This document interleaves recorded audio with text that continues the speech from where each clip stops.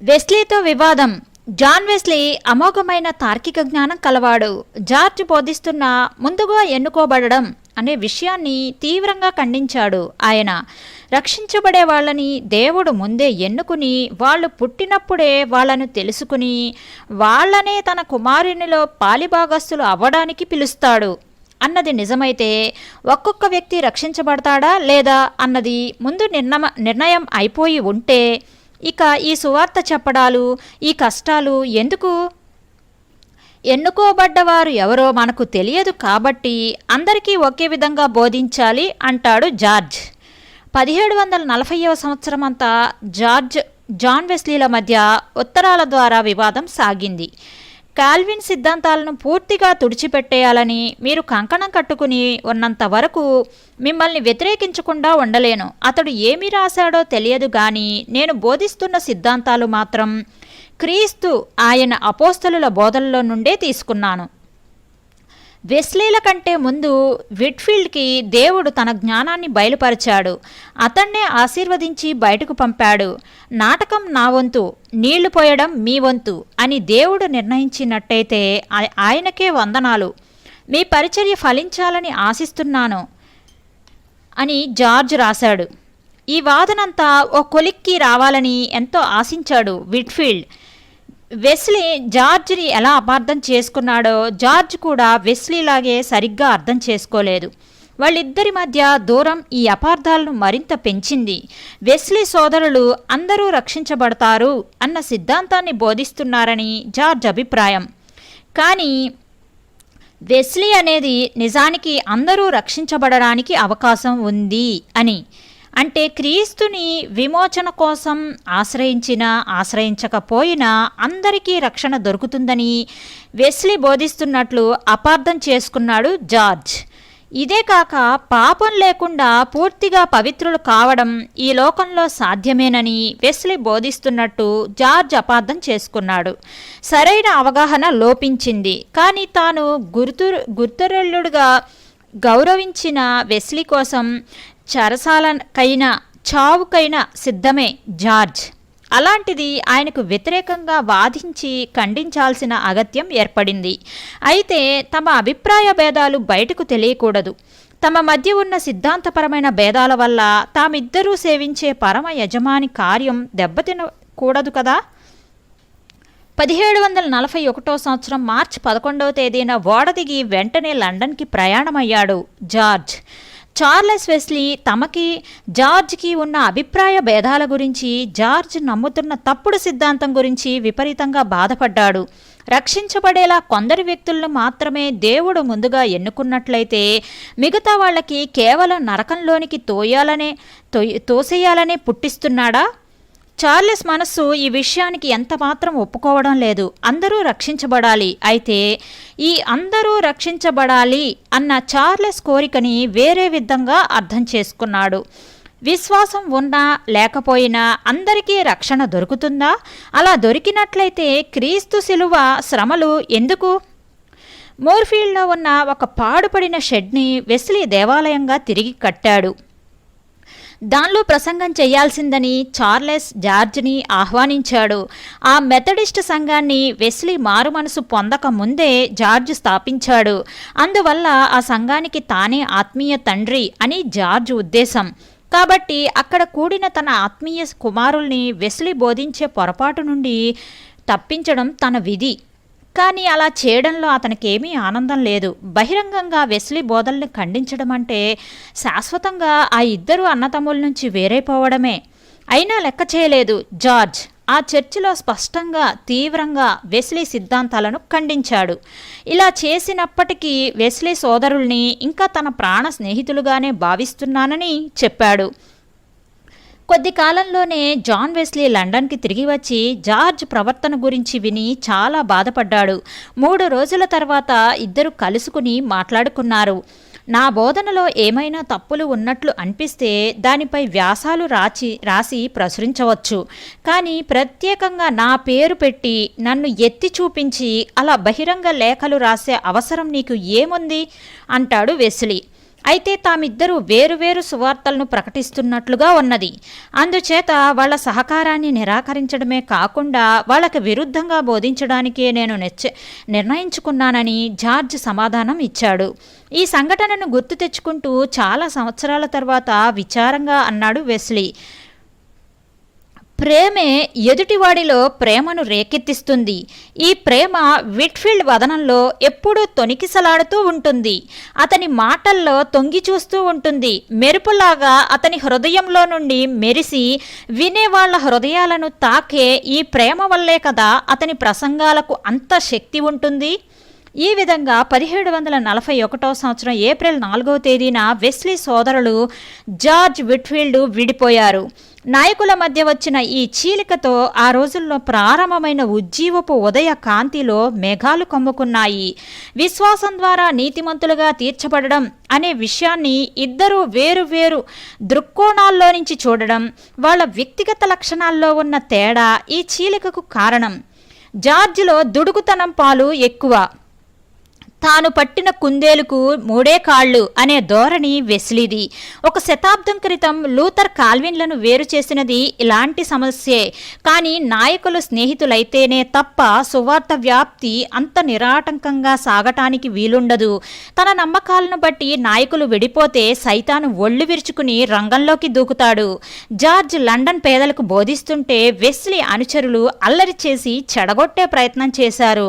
Charles Wesley బ్రిస్టల్లో ప్రసంగిస్తుంటే ఒక స్త్రీ గట్టిగా అరిచింది, విట్ఫీల్డ్ గారికి వ్యతిరేకంగా బోధిస్తున్నావు, దేవుడి శాపం నీ మీదకి వస్తుంది, చూసుకో. అయితే అంతరంగపు లోతుల్లో వెస్లీ సోదరులు జార్జ్లకి ఒకరంటే ఒకరికి ప్రేమానురాగాలు, ఒకే ఆత్మానుభవాన్ని, ఒకే యుద్ధరంగపు శ్రమలని, ఒకే స్నేహమాధుర్యాన్ని వాళ్ళు ఎంతో కాలంగా పంచుకున్నారు. జార్జ్ వెస్లీ సోదరులు ఇంగ్లాండ్లో ఎంత పేరు మోసిన వాళ్ళో ఎబినేజరు, రాల్ఫ్ అనే అన్నదమ్ములు స్కాట్లాండ్లో అంతటి వాళ్ళు. చర్చ్ ఆఫ్ స్కాట్లాండ్ పద్ధతులు నచ్చక విడిపోయి వేర్పాటు సంఘం అని వ్యవహరించబడిన చిన్న గ్రూపు పెట్టుకున్నారు. అయితే వాళ్ళ సువార్త వ్యాపింప చేయాలనే ఆకాంక్ష గొప్పది. వాళ్ళ ఆహ్వానాన్ని అందుకుని 1741 సంవత్సరం జులైలో జార్జ్ స్కాట్లాండ్ చేరాడు. ఓడ దిగిన వెంటనే ప్రసంగం ఇవ్వమని వచ్చిన ఆహ్వానాలను మృదువుగానే తిరస్కరించాడు అతను.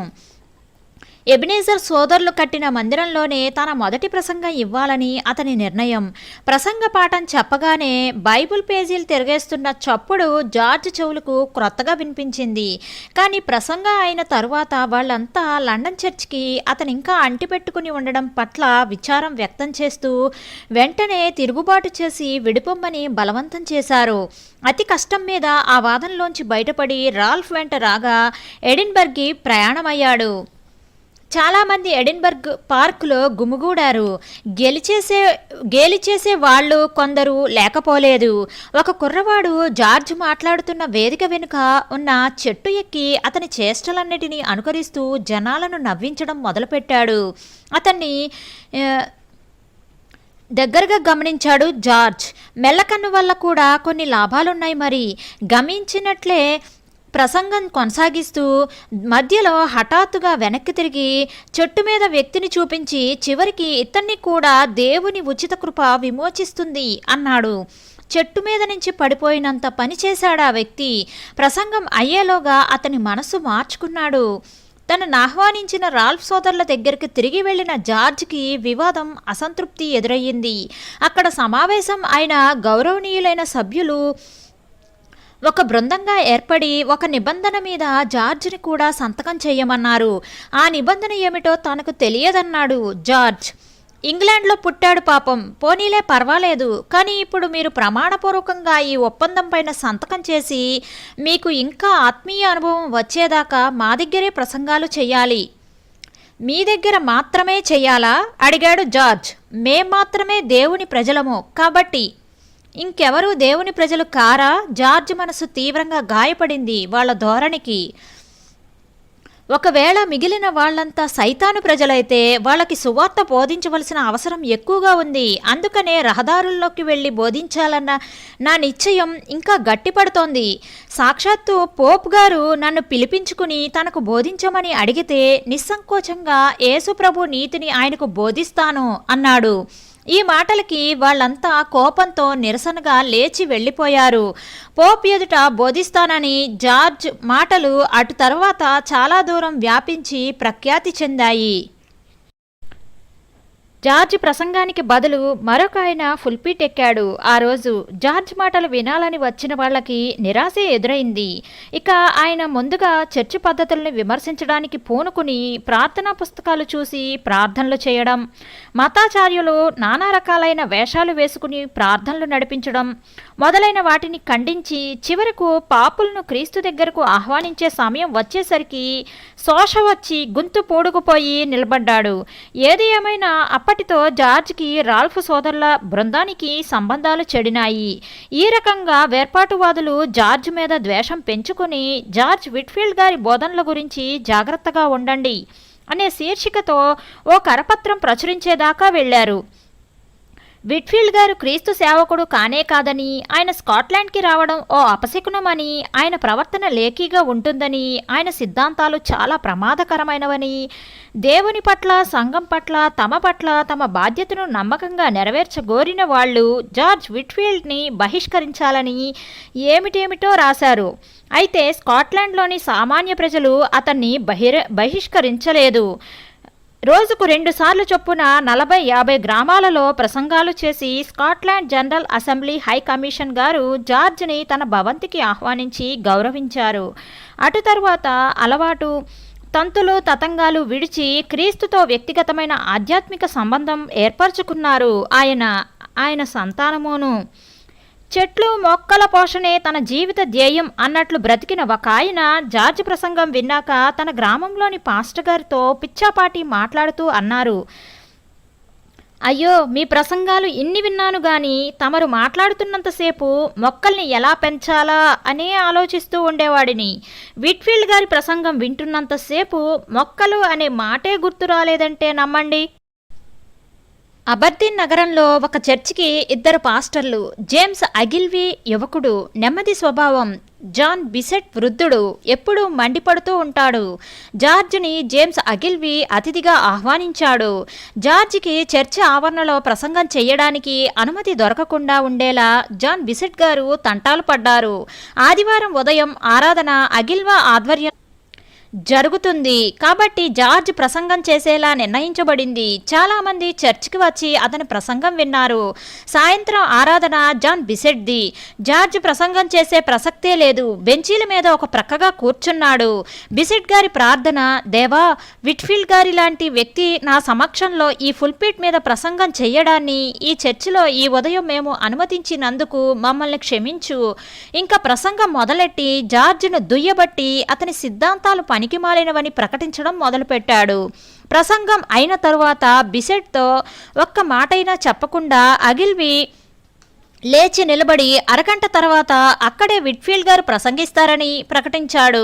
ప్రజల్లో ఉత్సాహం కట్టలు తెంచుకుంటోంది. బిసెట్ తన గురించి చేసిన ప్రసంగానికి కుక్క కాటుకు చెప్పు దెబ్బలాగా విట్ఫీల్డ్ గారు ఆయన్ని నిలబెట్టి కడిగేస్తారని అందరూ ఎదురుచూస్తూ కూర్చున్నారు. వాదాలు వివాదాలు అంటే ఎవరికైనా వినాలనే ఉంటుంది.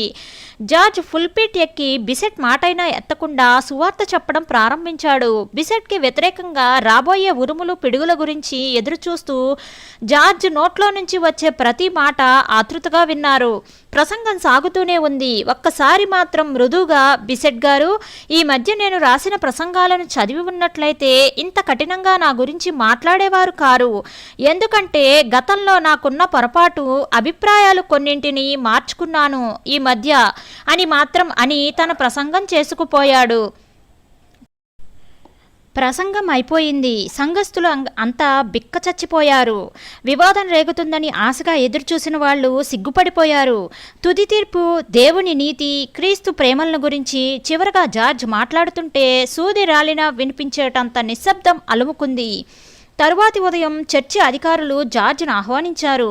బిసెట్ గారి దూషణకు బహిరంగంగా క్షమాపణ చెప్పి నగరం అంతా అడ్డు లేకుండా ప్రసంగాలు చేసుకోవడానికి అనుమతి ఇచ్చారు. కానీ తన స్కాట్లాండ్ యాత్ర అంతటిలోనూ వెస్లీలతో తన వియోగం జార్జ్ మనసులో గుచ్చుకుంటూనే ఉంది.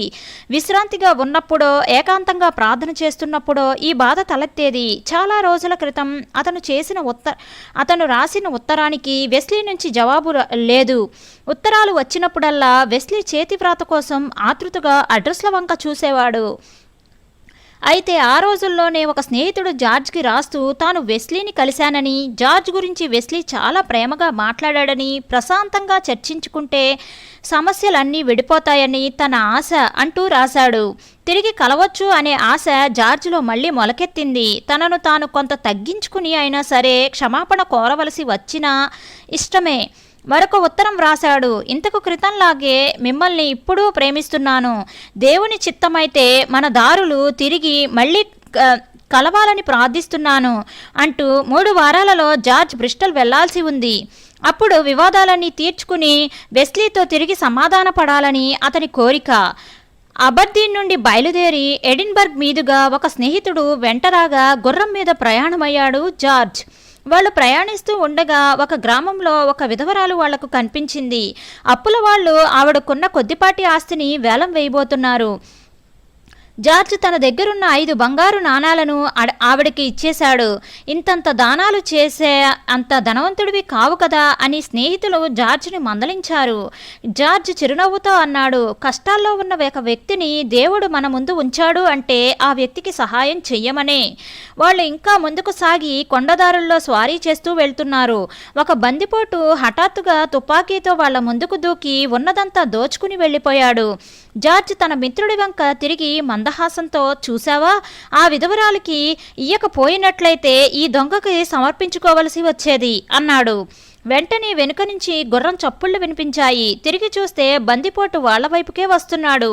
వాళ్ళని కలుసుకుని జార్జ్తో, నీ కోటు నాదానికన్నా బాగుంది, అది ఇటు ఇచ్చేయి అని అతని కోటు లాగేసుకుని తన చింపిరి కోటు జార్జ్ మీదకు విసిరేసి వెళ్ళిపోయాడు ఆ బందిపోటు. జార్జ్ ఆ విస్కీ కంపు కొడుతున్న ఆ చింపిరి కోటును తగిలించుకుని మళ్ళీ ప్రయాణం సాగించాడు. కాసేపటిలో కనుచూపు మేరలో ఒక గ్రామాన్ని చూశారు వాళ్ళు. 10 నిమిషాల తరువాత మళ్లీ గుర్రం డెక్కల చప్పుడు, భయంకరమైన కేకలు వినిపించాయి. బందిపోటు చాలా వేగంగా దౌడు తీస్తూ ఆగమని అరుస్తూ వాళ్ల వెనకాల వస్తున్నాడు. తమను చంపేసి గుర్రాలను కూడా తీసుకుపోయే ఉద్దేశంతో వస్తున్నాడనుకుని జార్జి అతని స్నేహితుడు అతివేగంగా కాలికి బుద్ధి చెప్పి గ్రామం చేరుకున్నాడు. బందిపోటు చేసేదేమీ లేక వెనక్కి తిరిగి వెళ్ళిపోయాడు. జార్జ్ ఆ చింపిరి కోటు తీసి చూసేసరికి ఆ కోటు జేబులో 100 బంగారు నాణేలు కనిపించాయి.